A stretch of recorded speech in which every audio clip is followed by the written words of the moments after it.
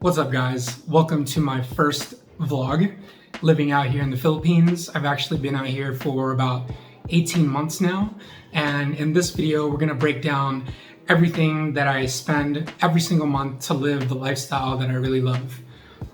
A lot of people out here talk about living on $500 a month, $1,000 a month, and while that may be true that you can live that way, me personally, I spend about $3,000 a month to live the life that I really want to live.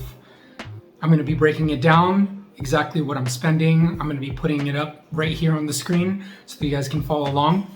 We'll also be giving examples of how else people can be living as far as what your monthly rent can be and what kind of living situation that could be.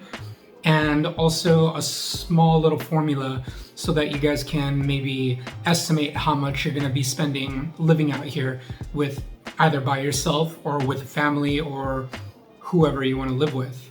So let's get to it. Today, the first thing we're going to talk about is rent. I spend 35,000 pesos every single month to live in the subdivision that I live in right now. That is a little bit expensive relative to how other people are paying for rent here in the Philippines, but me personally, I really like living in a subdivision. For those of you who don't know, a subdivision is basically a gated community where there's 24-hour patrols with security. There's entry points so people can't just come into the gated community with an ID. And overall, it's just more peaceful, a lot more quiet. And I really think that the price point is more than worth it for what you get. Not only that, but the house that I'm living in is actually pretty good compared to American standards. I've got a 4-bedroom house. It's got 3 bedrooms. Some of the bathrooms have hot water, and there's enough space for my dogs. There's enough space for my cats. I also have a fiance, a baby, and I also have a maid, and we're all living here very comfortably. I also have a two carport garage, and it basically checks all the boxes for me. And funny thing is, the person who was renting this actually wanted 45,000 pesos.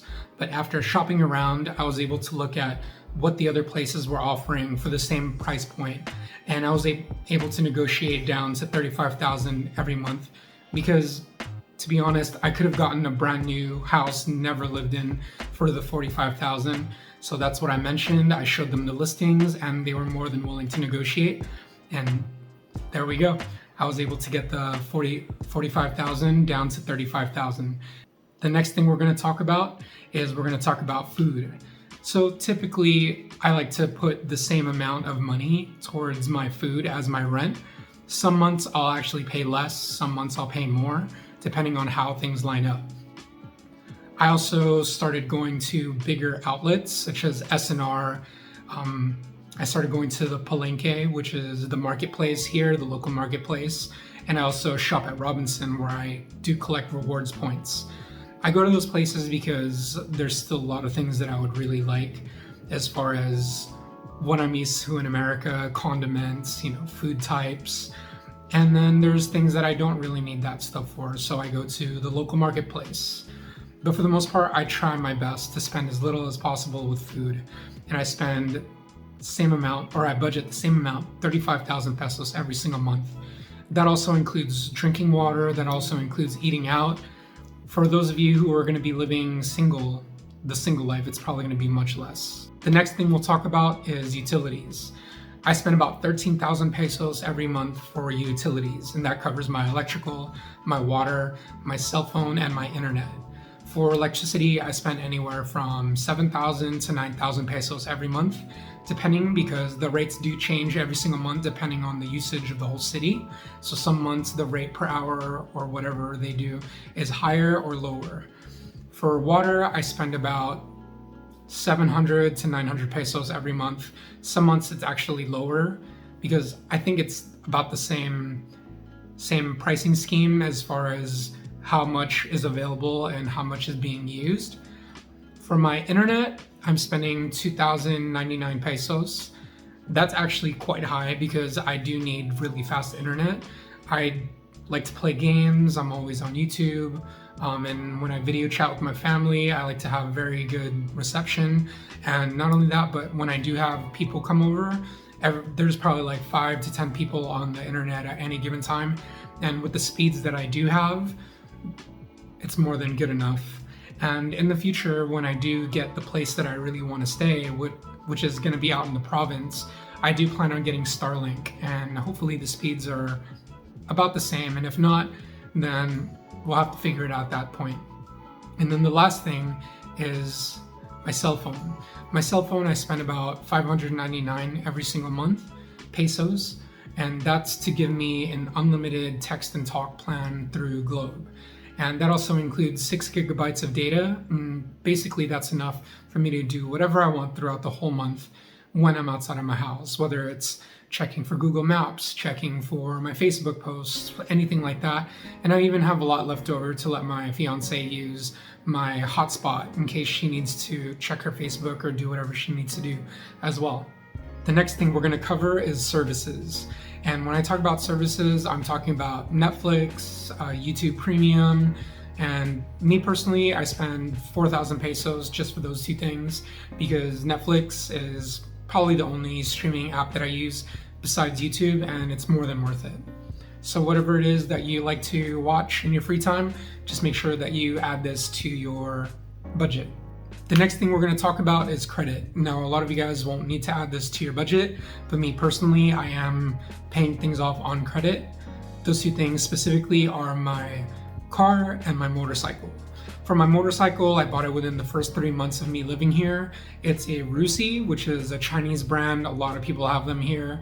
I decided to go for the extra cc. Instead of the 125, I got the 150 cc because I did want that extra power in case I needed to move around, because the driving here is actually pretty crazy if you're not used to it. Helped me out with a lot of things, going to take the bus, taking my motorcycle to the place where I can park it, to take the bus to Manila, going out to explore the countryside, a lot of those things. It was really awesome, totally worth it. I paid 2,800 pesos, just about.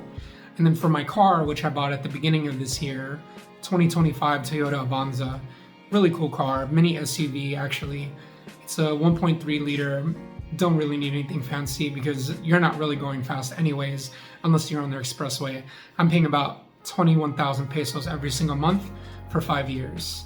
Oh yeah, and my motorcycle is financed for 24 months or 2 years. The next things that we're going to cover are going to be me specifically as far as my budget goes every single month. There are things that I like to pay for or things that are specific to my life situation.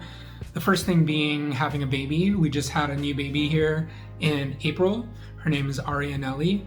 And yes, I am going through the process of getting her dual citizenship at the US Embassy. So stay tuned for that video. But I spent about $200, give or take, as far as all of her necessities. Formula, diapers, wipes, anything like that. That also covers if I need to buy toys, if I want to buy more bottles, or if there's going to be any immunizations that are coming up, doctor's visits. So 200 every single month should be more than enough to cover, especially in my situation where I am going to private hospitals and private doctors. So if you aren't going to those things, it's probably going to be much cheaper. Also, I'm getting the best formula that you can get here in the Philippines, which would be Enfamil, in my opinion, Enfamil A+. And then I'm getting really nice diapers. There are budget options that you can get, which could bring this cost a lot lower. The next thing that I pay for is I do give my fiance an allowance every single month. I give her about $200 a month, which equates to about 10,000 pesos, just about. And that's just so she can have spending money, so she doesn't have to ask me if she can buy some stuff on Shopee, which is basically the Amazon here, and whatever she needs. Most of the time she sends money to her family or friends if they need it, or if she just wants to buy little knickknacks here and there, or if she decides to order food or something. The last 2 things that are specific to my situation are I do have pets. I have 2 dogs and 3 cats, as well as a bunch of hamsters. I spend about 8,000 pesos on all of them altogether. That's food, kitty litter, snacks, treats, anytime they break their leash, immunizations, all of that. And quite honestly, you can probably pay a lot less if you weren't going for the premium foods and kitty litter and stuff like that. And the last thing that I pay for is I actually have someone here who's a helper who helps around the house, cleans, cooks, does the laundry. She stays and lives in with us, and I pay about 7,000 pesos, up to maybe 8,000, because I do also pay for her amenities like, you know, toiletries, shampoo, soap, stuff like that. So well worth it. At the end of the month, I pay her 6,000, and then whatever's on top of that is her amenities. Now we're gonna break it down to if, hey, I'm coming by myself, I'm gonna be living the single bachelor life, or I'm gonna be living by myself, how much is it gonna cost me to live by myself? So me personally, if you are going to live in a relatively nice place, I would put aside about 10,000 pesos every single month for my rent. And that would give you a really nice place, enough space, usually 2 bedrooms, usually in a bigger city. If you're gonna live more in the province, it's gonna probably be cheaper. As far as food goes, I would put aside 20,000 pesos because I'm gonna assume that you're gonna be going out on dates. You're gonna be eating out a lot if you don't know how to cook. I would probably lower it a little bit if you're gonna be cooking at home. And I would probably raise it a little bit more if you are more into eating out, going out, anything like that. As far as utilities go, I would say 10,000 pesos every single month. That would include having an air conditioner, water, internet, as well as a cell phone. 10,000 is just about the sweet spot. It could be less if you're not into air conditioning like I am. I have to have one running all the time. Even though I am Filipino, I'm still not used to the Filipino heat, or more like I am used to it, but I'd rather not. And then the last thing is services. If you don't use YouTube Premium, if you don't watch Netflix, Disney Plus, any HBO Max, anything like that, you could just put this down as a 0, but make sure you put that into your budget so you don't get blindsided when you do move over here. The last thing I want to talk about today is potential expenses. So instead of me giving a breakdown for every single family size, type, situation, or whatever, I just like to give this quick formula so that you guys know exactly what, not exactly, but you guys have a good idea of what to expect when you are doing your budget before you move here. So if you are going to be moving here, I would always put aside for rent 10,000 pesos per person. So if you have 3 people, budget out 30,000. If you have 4 people, etc., 40,000, right? And that would be living in a relatively nice place. You know, it's not going to be run down. You're going to have very, very nice area, relatively nice area. And if you're going to live in a cheaper place, I'd probably lower it to maybe like 5,000 per person. But if you are coming from a westernized country, I wouldn't go less than 10,000 per person as far as the rent goes. The next thing we're going to talk about is food. I would probably put it anywhere from 15,000 to 20,000 pesos per person, depending on if you are eating out or cooking in the house. I would probably move more towards the 15,000 if you are going to be eating at home a lot, closer to 20,000 if you guys are going to be eating out a lot. Of course, if you have little kids, that price would go down per person, but generally you want to put aside maybe 20,000 pesos per person. That's going to include drinking water, groceries, and eating out. As far as utilities go, I would probably put 10,000 minimum and then add an extra 3,000 pesos per person, right? So if you have 4 people, that's 10,000, right, for the first person, and then the 3,000 extra for the next 3 people are going to be 9,000. So that would be 19,000 that you would budget for your utilities. That's water, power. Then that's assuming that you're going to be running air conditioner in the rooms all day. You're going to have water usage, fast internet, all of that stuff. Load or phone plans. So that's the formula that I would use. For the next part of our video, we're going to be comparing the different price points as far as rentals go here in Angeles City. As you can see, we're going to be looking in the city of Angeles City just so we can compare it to my rent right now. So the first property we're going to be looking at is a 2-bedroom, 1-bathroom, 15,000 pesos, which is about $300, $275, something like that. This is what the inside looks like. Looks like there's I'm not sure if this is the living room, but it looks like the living room. This is the kitchen, dining area. That's what the bathroom looks like. 1 bedroom, 2 bedrooms. And this is what the outside looks like. The outside actually isn't too bad. It doesn't look like it's crowded, but you do have neighbors. And the next spot we're going to be looking at is $17,000. Now it does look a little bit worse than the previous one, but I think, yeah, this one, it actually comes with appliances and furniture. So that's what that extra $2,000 a month will get you. This is what the inside looks like. Comes with a couch, bunk bed. I don't know if they've got a shot of the bathroom. There you go. And it actually looks like it has a washer and a stove. For the next spot, we're going to be looking at a place roughly around the same price range as mine. It's gated. Outside looks really nice. The inside is really nice. It has tiling on the floor. There's a side garden area, outside dirty kitchen. Overall, not too bad. Probably 2 cars can fit right here, or maybe 1 car and then your motorcycle.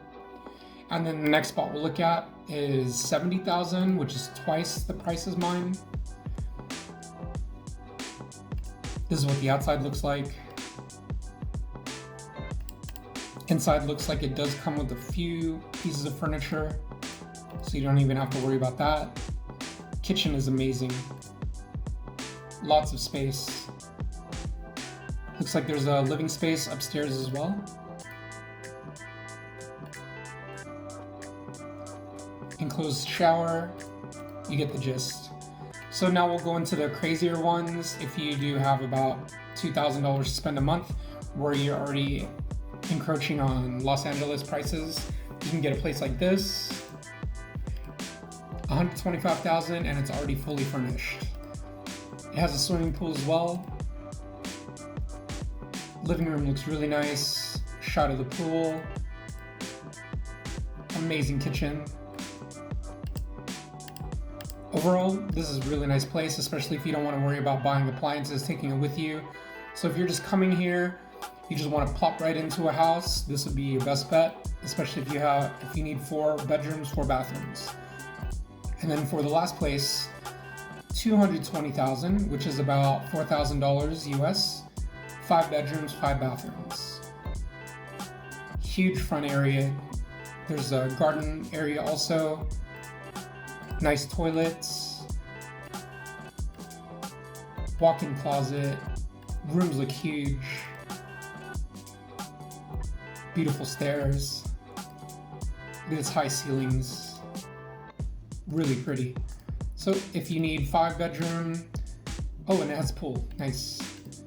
So hopefully this can give you a good idea of what you guys can get for the price range that you're looking for. I would always look at Facebook, because the listings on other websites, like, I don't know what the other ones are, I forget. But Facebook is going to be your best bet as far as finding good prices and finding good deals as well.